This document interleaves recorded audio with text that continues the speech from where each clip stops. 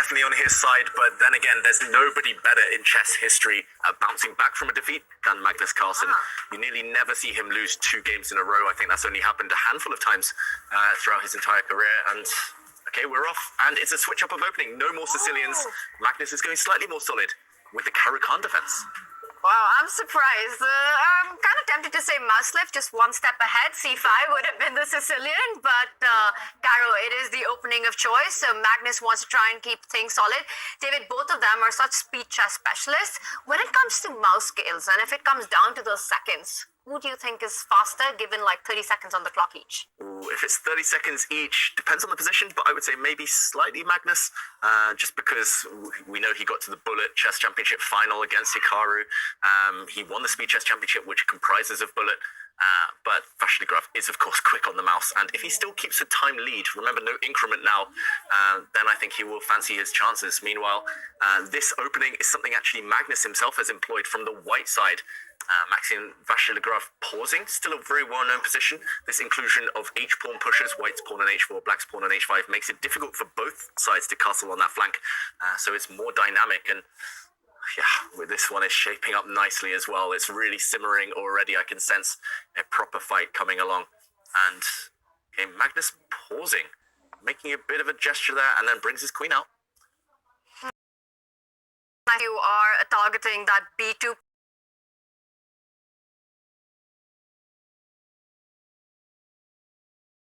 for the king. About the opening choice, or not remembering his theory, or he's frustrated, surprised about something. But as far as I know, this is still kind of within known territory. So what could it be? Is it the mouse? Is it a mosquito flying around? Who knows at this point? And I was saying don't trade queens. ooh. And Maxime offers a queen trade. Yeah, really surprising. That's not the theoretical move. Normally, white just advances the queen 1 square to cover all the pawns. But now the queens are staring off at each other, and I think this will favor Magnus Carlsen. Now it will become more strategic, rather than the kind of dynamite type of chess Vasiligraf has been playing and was successful with in that last game. And now that you've put your queen on that spot, you can't really retreat it because the B2 pawn is under fire. So the queen trade will be on offer, but it's about who trades on whose term. If black was to take, it opens up the A line for Maxime, and that's what he's counting on for the compensation of that queen trade. Activity along the A file. If Maxime takes the queen, then Magnus says thank you very much and captures with the A pawn himself. But queen to B3, I don't think that was a great decision by Maxime. Yeah, I would even go as far as saying I hate that decision from white. Just, you're playing Magnus Carlsen. We know how strong he is in the endgame. We know how good he is with kind of manipulating pawn structures. And now the pawn structure in the center is fixed. Queens are nearly guaranteed to come off the board. Where's the energy? Where's the dynamism in your position now? I think it's lacking for Vasiligraf. I think he will regret this opening choice, maybe less familiar. And he castles queenside, trying to add some spice, but the queenside castling doesn't look so impressive with queens about to come off. Exactly, right, David? You'd love this, the queenside castling, had Maxime just put his queen on D2, the square just above from where he starts from, instead of the queen trade offer. Because now that the rook has moved away from the A line, while black can actually trade, destroy Maxime pawn structure, and the rook finds itself not in an ideal square on D1. Yeah, not an ideal structure at all for white. You do have more space in the center, but with the kind of lack of queens here, no attack incoming, and it's only black that has targets. Let's just quickly show some of those, Tanya. Firstly, the doubled B pawns, which look fine right now, but they might become vulnerable later, might become weak. Magnus threatening to wreck the white pawn structure, giving another set of double pawns by taking this knight. And if, for example, white guards against that, then black does have a break. This pawn is slightly vulnerable. It's a backward pawn, and I think black can start profiting from this by trading off, first of all. And at the very least, if you just need a draw, you can start trading bishops. And look at these isolated pawns, doubled, isolated. This pawn a target as well. It just looks horrible here for white. We've seen crazy positions all match in the rapid potion, and then in the Armageddon, suddenly Maxime decides to go for this queen trade offer. And I'm thinking about what you said earlier, Kaya. Is fatigue a factor? That's what we're witnessing right now with the play that we're seeing? Yeah, definitely. I think it's emotional as well, Armageddon. I've had a few myself throughout my career, and you often make decisions that just are uncharacteristic. You're overthinking things, and I think Maxim Vachier-Lagrave was so desperate to get a surprise in against Magnus's Caro-Kann defense that he was the first one to slip, and now Magnus is just cynically and effectively trading off pieces. Still looking very, very healthy for Black here. The clock situation maybe the one thing that could trip him up a bit later on. Maxim, meanwhile, just solidifying, controlling some of those pawns we mentioned. Yeah, but I like this move because now it's going to be, you can solidify the pawns on the king side, David, but now there are going to be new targets on the center of the board as well. You need to take a decision to grab that pawn because there was too much pressure on that e5 square. The bishop has to fall back, and the black king can even step up on f7, connecting the two rooks. First, Magnus decides to reroute the knight to the center of the board. The knight is coming to e6. So logical, so smooth. Things are flowing now for Magnus, and I think even with 2-3 minutes on the clock, he might even be the favorite here. Would you say that Magnus is being very smooth in this position, David? He's doing okay. And knight to f8, I just want to point out why this is such a good maneuver. He's zeroing in on the targets, this isolated pawn in particular, in the middle of the board. The other knight is going to hit this pawn as well. And remember, this pawn's just consistent, smooth play. And looking very good for white right now. This pin is awfully annoying. I just don't see any redeeming factors in white's position, especially in a must-win situation right now. Knight to e6 comes with power. For example, if white just plays a natural move, knight lands, also threatening this bishop. And, okay, he's retreated his knight. He's trying to trade off pieces. Bart does not like that move. Yeah, really hates that move. But I don't think there are too many good options. He's trying to trap this bishop at least. But maybe Magnus is going to ignore this. Complicated stuff. I think if I were just playing safety first chess, I would trade off these bishops, just move the black knight into the center. You have full stability. You just need a draw. That's it. And surprisingly, Maxim captures with the other knight. So he really wants that g1 knight to come back to the center of the board. Really interesting maneuvering there by the pieces. Now, in this Armageddon, right, it's not about creating an attack or winning chances directly. You have to play on your opponent's clock as well. So as long as Maxim just keeps enough pieces on the board, continues to put pressure on the clock, I think he will get his chances. I'm seeing so much love for both players in social media and the Twitch chat just after this incredible match they have played. A lot of people have been cheering for Maxim just to get to the Armageddon. And now it feels like none of them deserve to lose this match because they've just been incredible today. And I think they've really earned that love today. Yeah. With the play and the entertainment that we've had with their chess, I can imagine the fans just not knowing who to root for in this one. Yeah. But do send your love and do send your energy, whoever you are rooting for. Just keep your messages coming. We love seeing them. Yeah, both players brought their A game, and that's why we love chess. That's why we love sport in general. And there's no better scenario when both players are firing on all cylinders. And okay, right now, Magnus has kind of transformed his advantage. He did have a long-term structure, kind of superiority, so I'm surprised he traded off white's isolated pawn in the center, that weak pawn. He's given himself an isolated pawn now, Magnus Carlsen, but he's activated his pieces. The black knights have targets, and still looks pretty healthy, Tanya.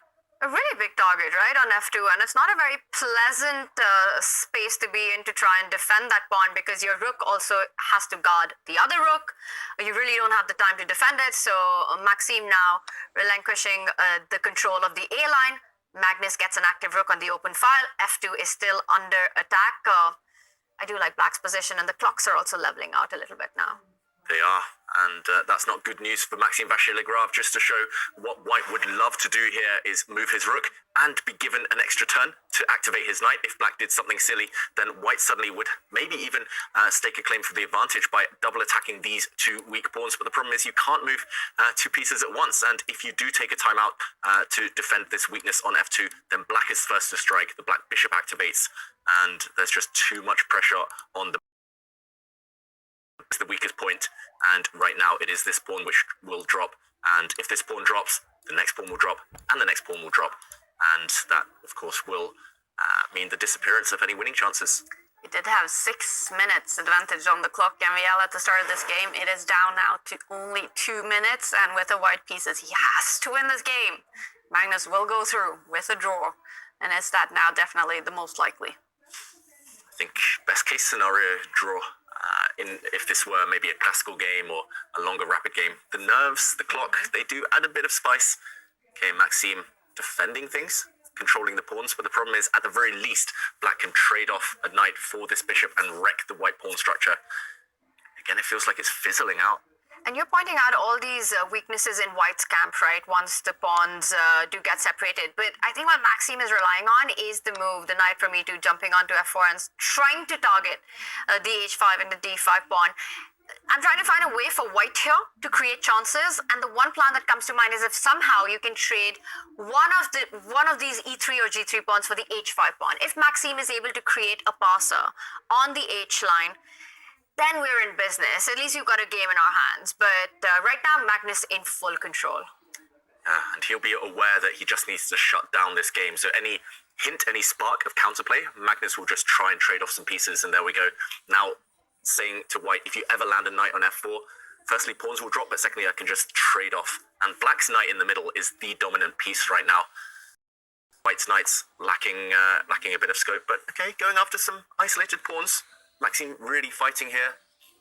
What will Magnus do? Will he try and trade things off? Will he just temporarily go passive and defend his pawn in the middle? You could start getting greedy, right? Because if you do pick up that pawn on g3, which is currently attacked by two pieces and only defended by one piece, well, Magnus takes another decision, but it felt like that should be fine as well, with the black king defending the h5 pawn with king g6 at the end of all of that. But instead, Magnus, is he playing for more here? He goes rook to c5, defends that. And again, a big question to Maxime. How do you fight against the threat on the board of the g3 pawn? Oh, it's really not easy. The last thing you want to do is make a passive move with your rook defending this pawn. Maybe you have to keep the game alive. No, Maxime doesn't want to play ugly chess. He plays knight to f4, very active. But, okay, this knight simply traded off immediately by Magnus Carlsen. And what next? Is he going to bring his knight back around to go for some pawns? That's a really nice idea, and I think white will have to stop it with his own knight jump to d4 at some point. If black's knight lands on f5, that's bad news for Maxime. But again, just compare the pieces, right, David? Black's rook on c5, not only defending the d5 pawn, but an active place. It's an active defender. The plans that we're discussing are on the board. Black's knight looking to get to f5, goes back to d6. White jumps in with his own knight to d4, so there's no more knight f5. And now that there's no attack on d5, Magnus reroutes the rook to find his own target. Yeah, he's looking for open lines here, open files, or maybe backward pawns to stare at. This backward pawn on e3 is a severe weakness. And yeah, really nice maneuver there. I was about to say Maxime's got the best position he's had all game, but this last move from Magnus really rubbing salt in the wounds, saying, okay, I can even switch my focus to the other side. And okay, Maxime, meanwhile, while kind of Magnus goes for the king side, he's going to try and aim at the queen side. He's going to swing his rook across. Doesn't look too effective to me. It doesn't look like there are any clear paths through. Yeah. But he's trying. He's trying, and I think Maxime's trying as well, because he wants to place his own rook on the b line, like you pointed out, and then you've got a target on b7, tying down that knight to d6. Again, I think this is going to go on, and of course it will go on, but Maxime, he's got ideas in this game as well. A draw is not going to be enough. Now he wants to come in, penetrate with the rook to the 7th rank. Magnus, meanwhile, trying to win the h-pawn. Wow, I'm really surprised that Magnus has allowed a check. White's rook will now break through to the 7th rank. That's the most consistent move, at least. Or maybe the rook will come up to c5 to win black's isolated pawn in the center. Suddenly it feels like chances. It's no longer the sterile, kind of balanced endgame that we were kind of staring at for a while. Suddenly it might become a pawn race. Magnus, I think, is kind of going all in on the fact that knights are terrible at stopping rook's pawns, a and h pawns. That's why he's going for black's pawn on h4, but reacting there, Magnus Carlsen. And often when he makes a face like that and hand gesturing, it is about his own play very often. So is he now regretting this move? I'm not really sure, because I kind of like what he's doing as well. He wants to go in for that h-pawn, and I think he believes in the chances of that h5. But yeah, not really sure what that was about, because you could tell that he wasn't happy about something in that moment. And has he let go of some chance or some clear way to shut things down? Maybe he's just frustrated that he had full control and now he's relinquished that control. Now it's slightly more random than it used to be, at least with white's rook getting active. probably still holdable, probably still within the drawing realms, but Magnus, yeah, he's such a perfectionist that any little detail frustrates him. And not just a 1.5-minute advantage on the clock for Maxime, but at least there is an imbalance in the pawn structure. And that's the best that Maxime could have hoped for. Magnus jumps in with the knight, wanting to grab that e-pawn. The more pawns that get traded off the board, the easier the task becomes for Magnus. Yeah, he's really trying to eliminate all danger, just going pawn hunting. And yeah, active play by Black. It's recommended. Recommended, absolutely, and it's probably recommended for white to get active as well. But the problem is that if you jump in with your knight to f5, hitting that rook, then the black rook actually lands on the second rank. You can decide to give a check first or go rook h2 directly, but there is another target in the position on the queen side, the b2 pawn, as you're highlighting. Yeah, that's a target right now in the current position. This is the big target, and white gives a check, but after the black king moves, first it goes back. Black can, at the very least, capture this pawn, and the danger is slowly dissipating. Now it's the f-pawn that is being stared at by the black rook, and in terms of a race, this pawn is so much slower than black's h-pawn. Look how quick black's h-pawn is to run down the board. So right now, a draw is looking like the most likely result. Just not enough, though, for Vasily Graf. Yeah, just not enough pawns on the board left, right? And like you're pointing out, David, that the h-pawn is just so much faster right now. Magnus coming in with the rook and the h-pawn will start marching down the board. Also notice how the black knight is in good range of the b-pawn, of Maxime's pawn, while the white knight will struggle to come close to that h5 pawn because that f6 pawn takes away some of the key defending squares in the position. And the h-pawn is sprinting now towards its promotion square. White's king would love to be on any active central square. I think that's the one thing holding Maxime Vasily-Graf back right now. His king, the white king, is so misplaced because he's actually caught the black king in a mating net. The white rook keeps an eye on the 7th rank. The white knight covers any escape squares for the black king. But you need a third attacking piece. 3 is the magic number, and you don't have that. No way to checkmate that black king unless the king comes. Are we gonna see another king of the hill battle here? Well, it's not about the pawns anymore. Maxime once again going for Magnus's king. Yeah, and he has to do this. It worked in the last game, and it has come at the cost of a pawn, but he's running forward. If the white king ever lands on d6, the black king is totally trapped. But black's knight, of course, will have something to say about that. Black's rook can check from behind as well, depending where the white king lands. Now a check might be key. There we go. Oh, and you can't really block it with the knight because then you just end up with a devastating pin, which can be doubled down on. And like you said, that white king is just not being able to join the party here. Yeah, black's rook doing a great job of cutting across the d-file, stopping the white king from moving across to more useful squares. And white's knight trying to block that d-file, trying to go for some pawns, but Magnus, he feels like he's on the brink of safety. Will the clock play a factor? Do you think we'll see a scenario of rook versus rook and Maxime trying to flag Magnus? Yeah, that's such a dilemma, right? Even from your psychological, and both of them, such sportsmen. I don't really know what happens if we get to that point, Kaya, where you know it's a draw. There's nothing to play for, but the flag. Is that an ongoing debate always in chess, if flagging is unsportsmanlike or if it's just a part of the game? Certain players have stronger views.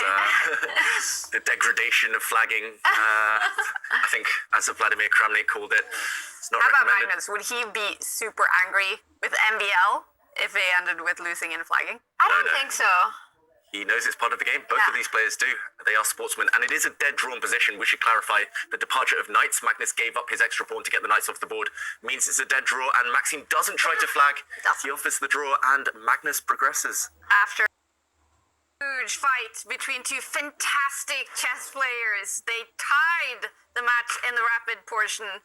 It ends with a match loss for MVL. In Armageddon, he wasn't able to get the win he needed with the white pieces, and that means Magnus Carlsen again makes it through to the grand final to be played on Friday.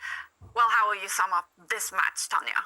It was fantastic. It was such a great fight, and even this last Armageddon, it ended in a draw. Yeah. And both the games that the players won, the two decisive games, just incredible action all along, fighting chess. I don't think we could have asked more from today. I've loved every bit of it. Yeah, I've seen people on social media just get historical with this match.